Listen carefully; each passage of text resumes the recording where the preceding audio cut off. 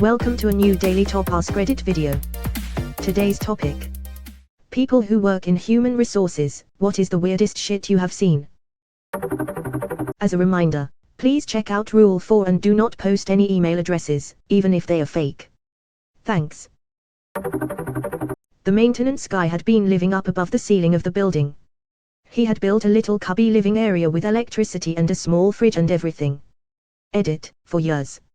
Hey, that happened at the university where I used to work. Guy had had a nasty divorce and set up a cot in the basement under the structures lab.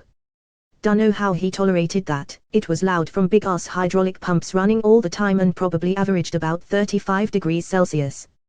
Plus, the ceiling was about 1.5 meters high, the floor was covered in grime and oil, and the place stank. He was gone before I started, but I heard he'd been living there for a few months before getting caught. At the university where I work, they found a homeless woman living in an unused office. Kind of smart, actually.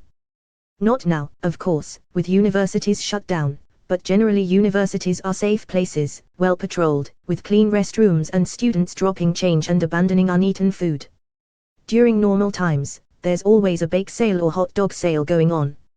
Almost every day there's an organization offering free pizza if you go listen to their talk about HPV, careers, Jesus, or trends in the energy sector. If you get bored, there are free concerts and talks, and no one will notice you in a crowded lecture hall. Or you can just go read books or magazines in the library. Keep yourself clean and tidy, and you can be homeless a long time at a university. The conditions in the basement were probably less loud and uncomfortable than what he experienced living with his wife. At my university, there were steam tunnels, underground passages for big pipes carrying steam to heat the buildings. One of the music grad students made his own little living area in one of the tunnels. He stole books from the music library, and lined the tunnel with them. He stole a harpsichord and would have little concerts for his friends, in the tunnel. He later started a cult. Edit, I should be more precise. From what I was told, Kyle found a wide place, room-sized, in the tunnel. That's where he brought everything he stole. And I don't think he lived there, because he and his cult lived in a house. What happened to him? Hard to tell. His name is common enough that Google finds too many hits, none of which seem likely to be him. Last I heard, he had been arrested for possession of a massive amount of marijuana. His court appearance did not go well, because the state's attorney was black, and Kyle would say the most racist statements imaginable in court. This was about 50 years ago. This sounds like the plot to an opera. I used to work in hour at a large corporation. There was a big hour back office team doing a lot of processing and data entry, including employees' bank info for their salary. It just so happened that on the same day 2 employees with the same name started, and a huge clusterfuck ensued. First, the banking information was entered for the wrong person. One of them realized and had it corrected, but the other wasn't fixed, so both salaries went to one person. The unpaid guy started refusing to come to work, but payroll said that the payment cleared and the account was in his name, so he was terminated for refusing to come to work. He kept calling and the hour support team kept misidentifying him as the other guy who was still working for us, so when they raised a ticket to get his bank information changed, they changed the info of the wrong guy, so now the guy who doesn't work for us is getting paid the salary of a guy who does.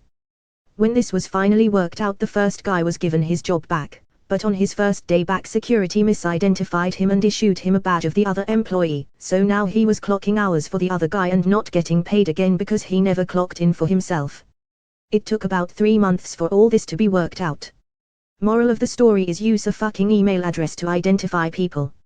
Edit, yes, the employees had unique IDs, the problem was people were searching for them by name and tunnel visioning on the first result.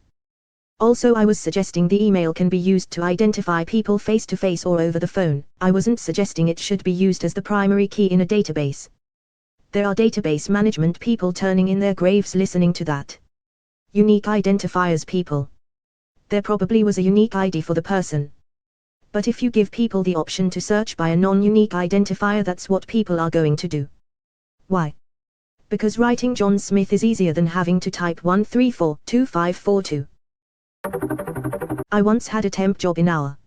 I was scanning lots of old personnel files, and the one perk of the job was reading old complaints against people. The best one I came across was a mediation caused by one member of staff accusing another of witchcraft. She turned me into a newt. I got better.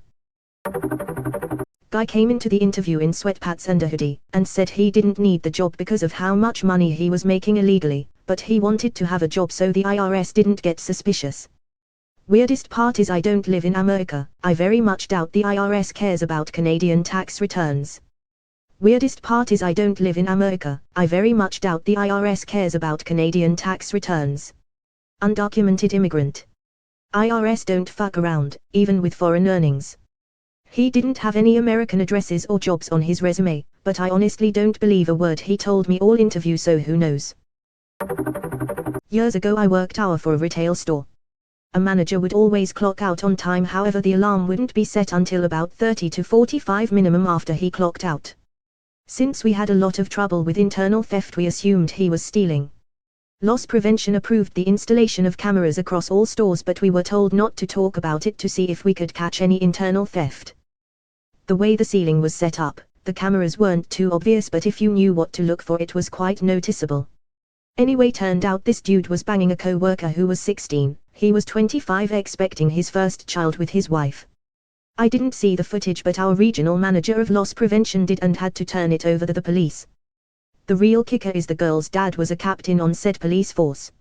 Edit, I'm not sure what happened to the guy, unfortunately I didn't sit in when LP interviewed him. According to my district manager, the authorities were notified, but I'm not sure if he was arrested after the interview was finished. We weren't allowed to discuss what happened, but word got around. This was in Texas and the age of consent is 17, and the female had just turned 16 a few months prior. As for her, she officially resigned, and last I heard she became a nurse. 5 short minutes of low V cost me 20 long years in jail. Tilda. Jim Croce, 5 short minutes. Who was taking the stuff? A few employees who were promptly terminated. The most common thing they all did was put clothes into bags without scanning the item at the pose. Dudes were walking out with expensive jeans and jackets while only paying for a hat. That manager actually didn't steal any items, so I guess he had that going for him. I used to work at a staffing agency that placed people at manufacturing positions. Everyone had to be drug tested at the office as part of the orientation. If the P-cup came back as inconclusive, we'd send the potential hire to a medical lab. They would take another drug test and the lab could determine if the person was on a prescription or using illegal drugs, and therefore, not eligible for hire. So one guy failed his drug test at the lab. He came back to the office claiming that it wasn't his fault. He explained that he was riding in a car and he stuck his head over the window. Then, when the car passed under a bridge, someone threw a bunch of cocaine off the bridge, it hit him in the face, and he accidentally inhaled it. How did you know it was cocaine? By the smell. I hate it when that happens. Imagine his luck if that were actually true. Had to delete someone from the system following them being murdered. Was a bad day. Edit, over the years I've deleted 7 deaths including the murder, 1 pedophile and 1 murderer. I had to do that for a work colleague that died in his sleep. I'd spoken to him less than 2 hours before he died. It's a weird feeling. Not human resources, but my first job was for a circulation desk in the library my mother works at. Since she works there, she was able to get me the job. One of the pieces of work I had to do was delete deceased clients from the system. I had to look up all these names and check if they had any outstanding fees or books that needed returned, and if they didn't, then I would delete them from the system. The system hadn't been cleaned in a while, because there were accounts that hadn't been active since the 70s, but there were also accounts that were used just a week ago, all of which had the owner pass away. I tried to just do the work and not think about the morbidity, but it was odd. An IT guy who worked the overnight shift, because he was doing support for our Asia/Europe regions, got written up for improper use of company systems. He had dozens if not hundreds of Google image searches related to foot fetish stuff. Like insert celebrity here feet along with other random stuff like cute toes, etc. Like dude, you're in IT. You know this stuff is tracked and that your boss could easily monitor it. Did he get docked any wages for not working, or did the company just foot the bill? He got cold feet and quitted. One of the candidates I was interviewing via Skype answered the phone while in his boxers and a tank top, then stood up to grab his blazer that was probably about 3 feet away.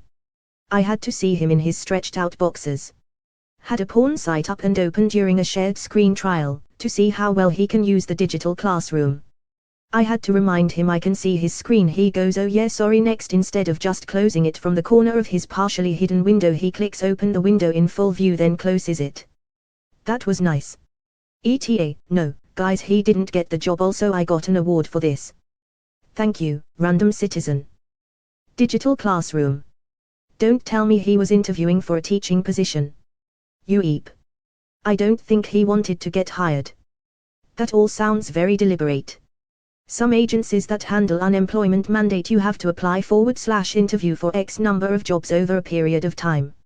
If you don't get hired but can prove you applied/interview, you can keep your benefits.